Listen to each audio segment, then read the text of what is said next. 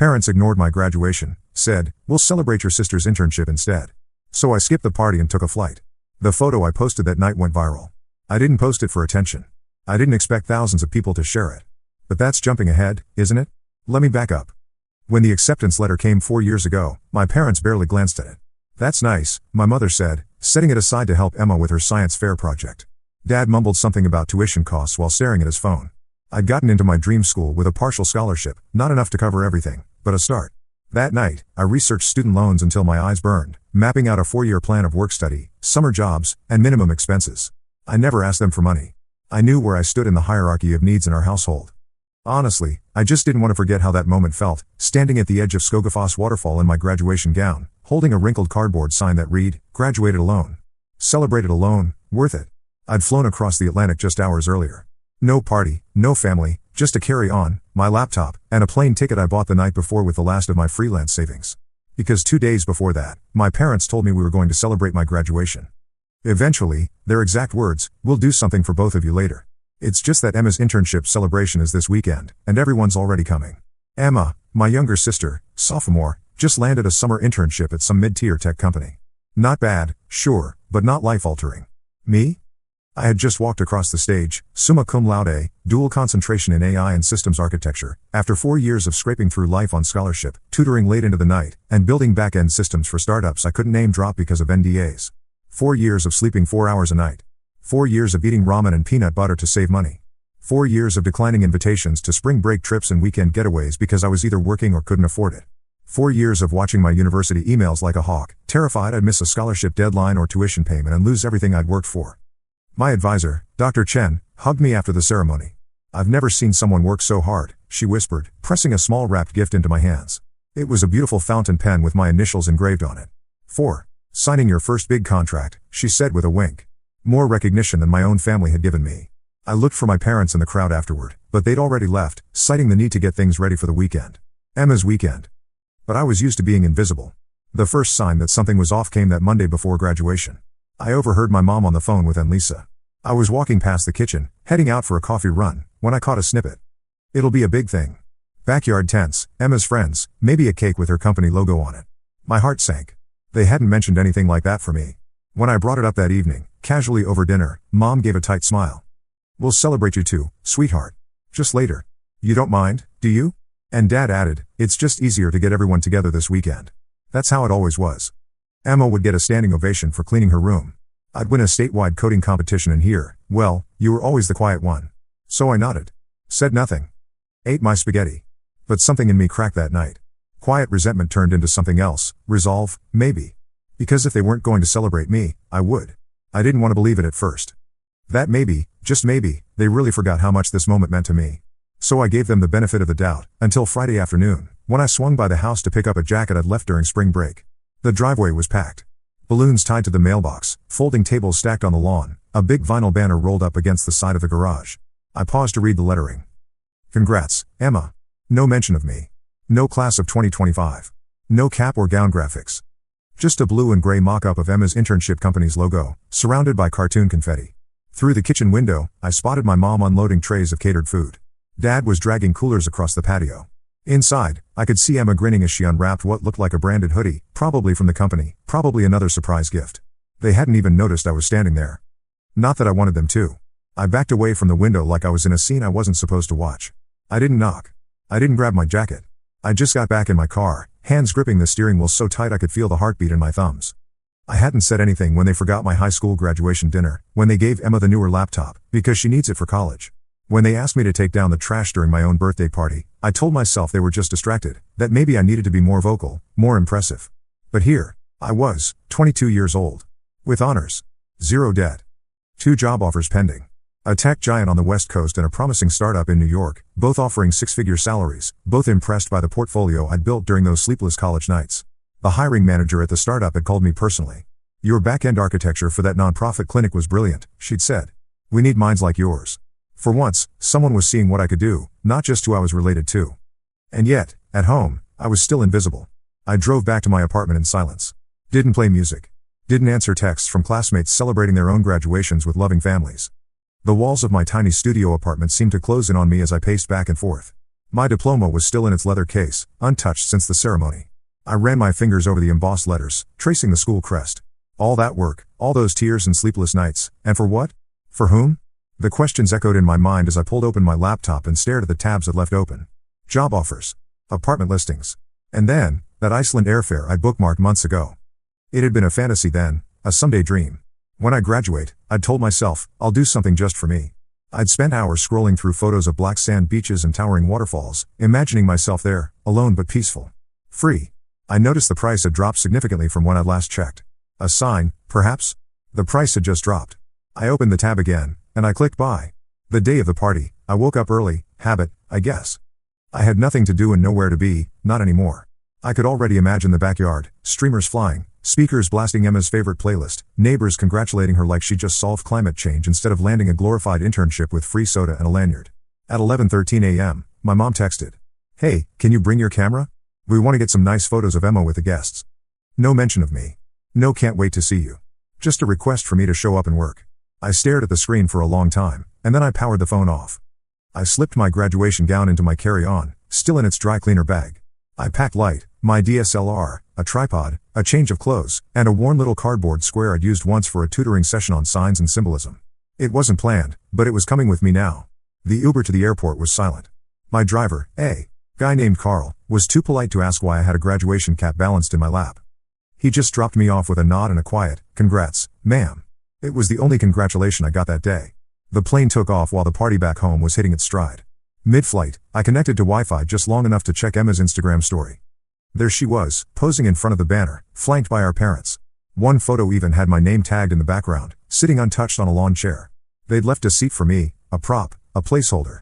I didn't reply. I didn't repost. I just turned the screen off and looked out the window as we flew over the clouds. The strangest thing? I didn't feel sad. I felt free. I landed in Reykjavik just before 6 a.m., local time. It was gray, drizzly, and quiet, like the whole country was still waking up. As soon as I stepped outside, that cold air hit me in the face like a reset button. Clean. Bracing. Honest. I checked into a small hostel tucked near the harbor. The woman at the front desk had bright blue hair and a warm smile that crinkled the corners of her eyes. Magnus, according to her name tag. She handed me a worn key attached to a wooden fish keychain. You are traveling alone? She asked, her English tinged with a melodic Icelandic accent. Yes, I answered, surprising myself with how confident it sounded. For honeymoon or photography project? She gestured to my camera bag. Most young women come with partners or for the landscapes. Something like that, I said, a small smile forming. I didn't explain that I was a recent graduate whose family couldn't be bothered to celebrate her achievement. I didn't explain that I was running away from disappointment and towards something I couldn't yet name. I didn't need to. Magnus nodded knowingly, as if she'd seen people like me before. Room 12, top floor. The window faces east. Good for sunrise. Bad for sleeping late. She pushed a pamphlet across the counter. Places most tourists don't find. Maybe useful for you. It was hand-drawn, with little annotations in both Icelandic and English. A gift from one solitary soul to another. That first day, I walked miles and miles past the Hallgrímskirkja church, down to the water where the steel skeleton of the Sun Voyager sculpture reaches toward the sea. I stopped for coffee, listened to people speak in words I didn't know, and for the first time in years, I didn't feel like I had to explain my silence to anyone. By the second night, I had my plan. Skogafoss. I'd seen the photos growing up. A monstrous sheet of water plunging down into a river like something from a dream. I used to keep a picture of it taped above my desk back when I was still learning Python in a basement dorm that reeked of burnt noodles and ambition. I always told myself, someday I'll see it. Someday, when I've earned it. Well, I'd earned it. At sunrise the next morning, I slipped on my graduation gown over my hoodie and jeans, stuffed the cardboard sign into my backpack, and hit the trail alone. It was a steep climb, slick from the rain. Every breath felt like ice in my chest. But when I reached the top, standing at that overlook with the roar of the falls shaking the rocks under my feet, I didn't feel small. I felt undeniable. I set up the tripod, testing the stability on the wet, uneven ground. My hands trembled, partly from the cold, partly from the emotion swelling inside me. The waterfall's roar was deafening, the spray creating tiny rainbows in the early morning light. I had to time this perfectly. Too early and the light would be too dim, too late and other hikers would begin to arrive, breaking the solitude I'd traveled halfway across the world to find. I adjusted the camera settings meticulously. F-stop, shutter speed, ISO. This wasn't just any photo, this was documentation of the moment I chose myself. The graduation regalia felt both powerful and ridiculous out here in the wild. The black polyester gown flapped violently in the wind coming off the falls, the tassel on my cap dancing like it had a life of its own. I fought to keep it all in place as I clipped the camera remote to my belt. The sign had gotten damp in my backpack, the edges softening, But the black marker words remained bold and defiant. Graduated alone, celebrated alone, worth it. I took a deep breath and held it up, squaring my shoulders, lifting my chin. The wind whipped at my sleeves, nearly tearing the cardboard from my grasp. My fingers were freezing, turning an alarming shade of red, but I didn't care. I hit the shutter. Click. And just like that, I took the most important picture of my life. The sound was almost lost in the thunder of the falls, but I felt it in my chest, a small, definitive click that seemed to say, before and after. This is where everything changes. I didn't post it right away. Back at the hostel, I stared at the photo for a long time. The way the waterfall blurred into mist behind me. The stark contrast of the black gown against the mossy cliffs. That stupid crumpled sign. That had been folded in my desk drawer for months. It wasn't dramatic. It wasn't angry. It was just honest. I opened Instagram, typed out the caption without thinking too much. Graduated with honors. No party. No family. But I made it. So I took myself to Iceland instead. Graduated alone. Celebrated alone. Worth it. I almost didn't hit post. Something about it felt too raw, too revealing. But I thought, who's even going to see it anyway? I had, 380 followers, half from coding forums, half from classmates who hadn't spoken to me since sophomore year. I hit share and went to sleep. When I woke up, my phone was on fire. At first, I thought I was imagining things. But there it was, thousands of likes, comments, shares, reposts from travel pages, graduation accounts, even some verified check marks I didn't recognize. And the DMs? Hundreds. From strangers. Some with stories like mine. People who'd put themselves through school, only to be overshadowed by louder siblings. Kids who were raised in homes where love was conditional, always traded for obedience or silence. A girl wrote, "My parents missed my nursing graduation to go to my cousin's birthday party. I thought I was crazy for being hurt by that. Thank you for sharing this." Another guy said, "Dudette, this gave me chills. I'm sitting in my car right now crying. I thought I was the only one." I read until my eyes blurred. My hands were shaking, but not from the cold this time. From the weight of being seen. That night, a journalist from a digital magazine reached out, said she'd love to do a piece on the girl who hiked to a waterfall in a cap and gown. I didn't answer right away. I wasn't trying to become a symbol or start some movement. I just didn't want to be forgotten. But now the world was paying attention. Then I got a text from my mom. "Are you okay? We saw your post. Call us." 10 minutes later, another one from my dad. "Take that down. You're making us look like monsters." I didn't reply.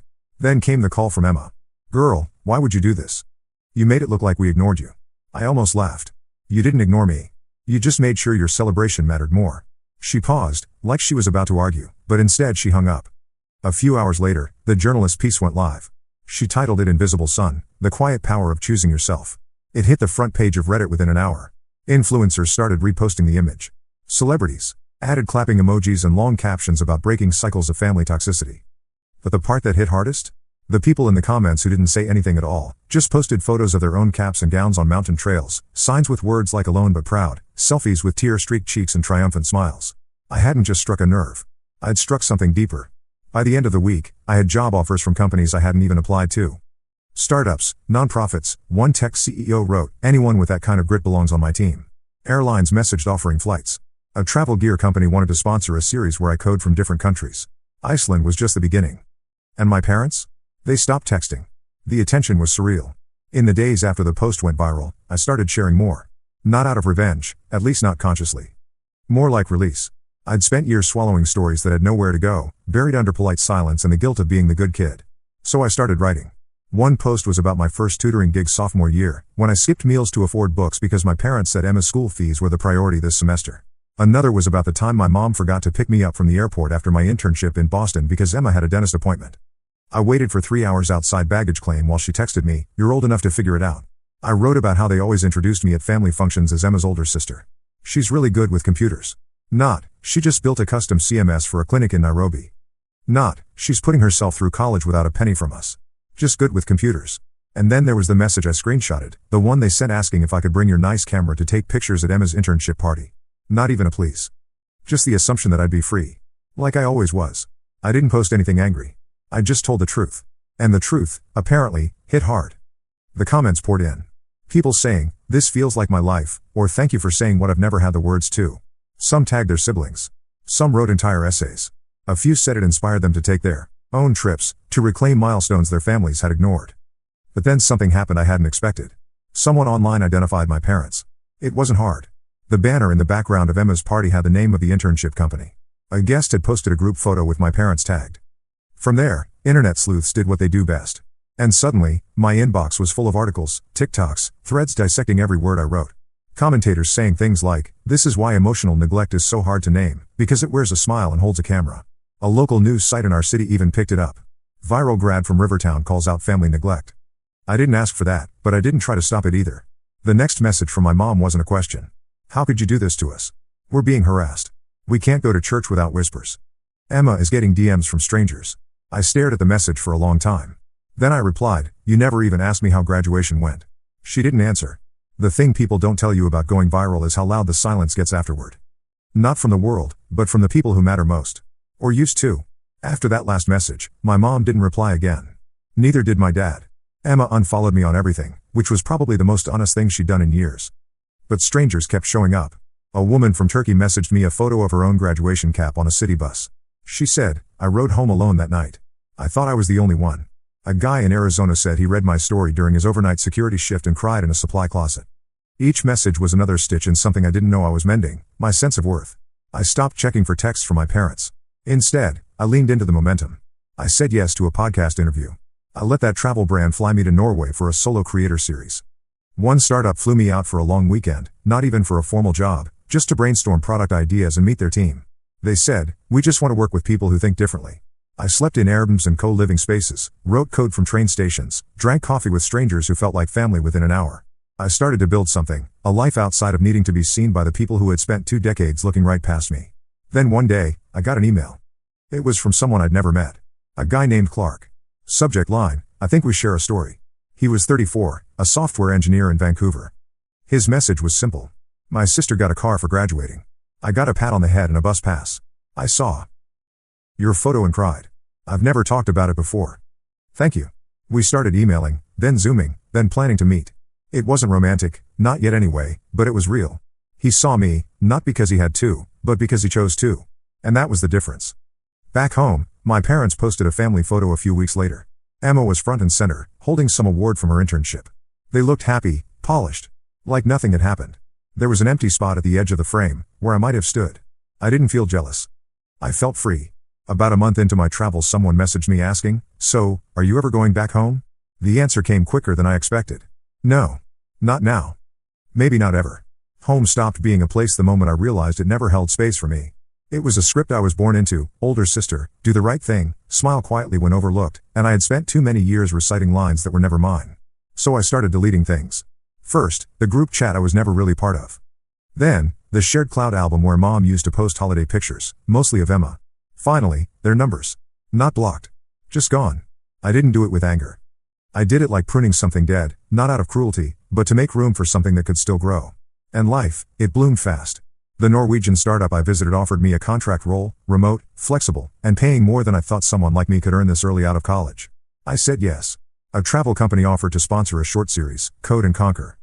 Me documenting building micro apps from unusual locations, the back of a van in Portugal, a rooftop cafe in Morocco, a ferry between islands in Greece.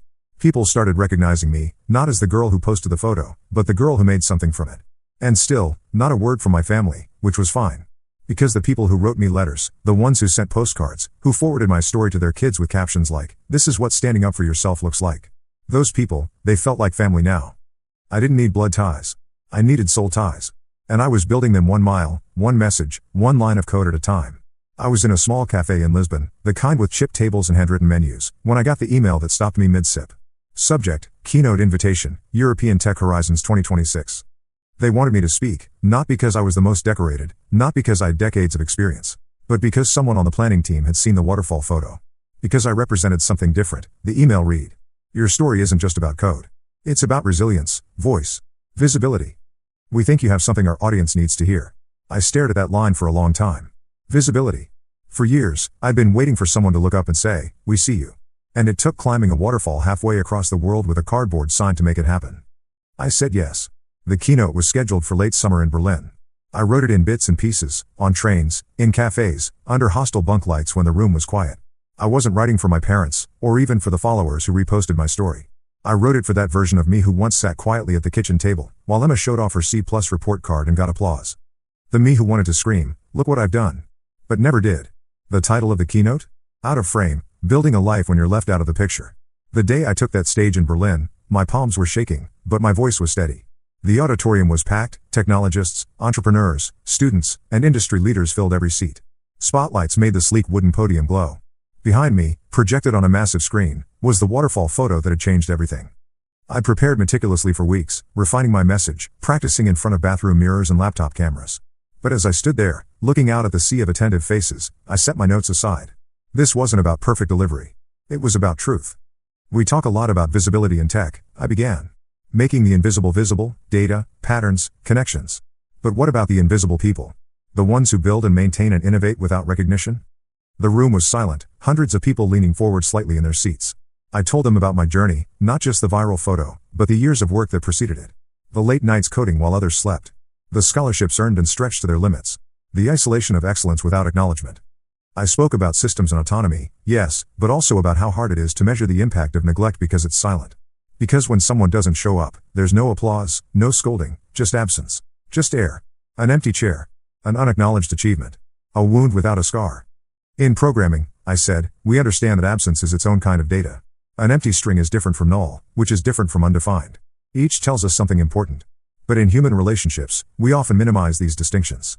We call it nothing when someone doesn't show up, doesn't celebrate, doesn't see. But that nothing, that absence, it's not nothing.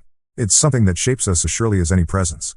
I shared statistics about invisible labor, about gender disparities in recognition, about the psychological impact of being consistently overlooked. I talked about how technologies we build often reflect these same blind spots, how facial recognition fails to see darker skin tones, how voice assistants struggle with accents, how algorithms can perpetuate the very invisibility that hurts us as humans. The systems we build reflect the systems we live in, I told them. If we want to change one, we have to be willing to examine the other. When I finished, the silence held for 3 heartbeats before the applause started. It began slowly, then built to a standing ovation that seemed to shake the room. After the talk, a line formed that stretched across the lobby. Strangers wanted to shake my hand. One woman, a founder from Copenhagen, said, "I didn't come here to cry today, but I did." Another handed me a business card and said, "I don't usually do this, but if you ever want to lead a team, we'll find a way to make room for you." And that's when it hit me. The world wasn't just seeing me now. It was listening. Really listening. I never got an apology. No teary voicemail. No letter. Just distance. And honestly, I stopped waiting for anything more. Sometimes people never see what they've done, especially when they've convinced themselves it was love all along. In quiet moments, I still wonder if my parents ever truly reflect on what happened. If they ever look at that empty spot in family photos and feel the weight of their choices. If they ever Google my name and feel a mixture of pride and regret at what appears on the screen. Last Christmas, a package arrived at my temporary address in Barcelona. No return address, just my name written in what looked like my mother's handwriting. Inside was a small velvet jewelry box containing my grandmother's pearls, the one she'd always said would be mine someday. No note, no explanation. Just the pearls, passed down through generations of women in my family, finally finding their way to me. I don't know if it was an apology, an acknowledgement, or simply guilt. I wear them sometimes when I speak at conferences.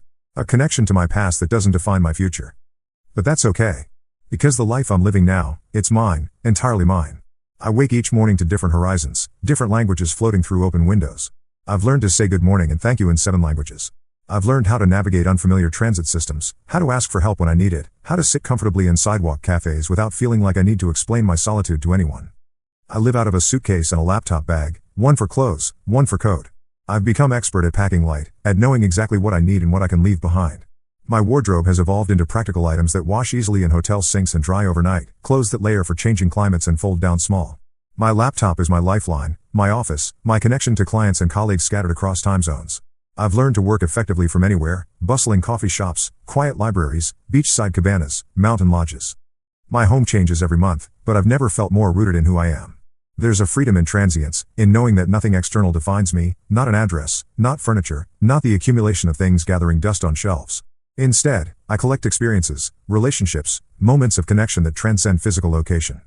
I get messages from students, siblings, parents, even people who say my story made them think twice about the way they show up for the quiet ones. That's enough. Somewhere in a drawer in a hostel in Budapest, I keep the sign. It's wrinkled now. Water-stained. But the words are still clear. Graduated alone. Celebrated alone. Worth it. And every time I look at it, I remember being seen by the world was never the goal. Becoming someone who didn't need to be seen to feel whole, that was. And I made it.